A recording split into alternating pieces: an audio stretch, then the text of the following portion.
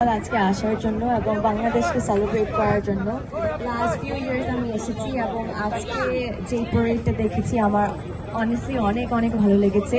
Next year ইনশাল্লাহ আরো অনেককে দেখবো। Thank you. থ্যাংক ইউ প্রিসিনা। এবার আমি অনুরোধ করব জনপ্রিয় সঙ্গীত শিল্পী আমাদের ফিনিয়া হাসানকে কিছু বলার জন্য। আমি শুধু গানে গানে বলবো, সূর্যোদয়ে তুমি, সূর্যাস্তেও তুমি, ও আমার জোরে বাংলাদেশ, ও আমার প্রিয় জন্মভূমি। গানের শিল্পীর এই একটা কি বলবো মজা, গানে গানে শুভেচ্ছা জানানো।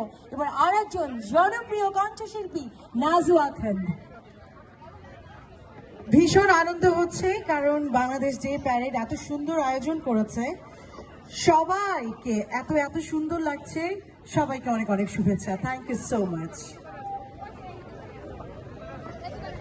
হ্যাঁ, আমি একটু আমাদের এম আজিজ ভাইকে ডাকবো, আমাদের গ্র্যান্ড মার্শাল। অন্য কর্মকর্তারা নেই, আমি আজিজ ভাইকে বলবো যে একটু বলার জন্য কিছু প্লিজ।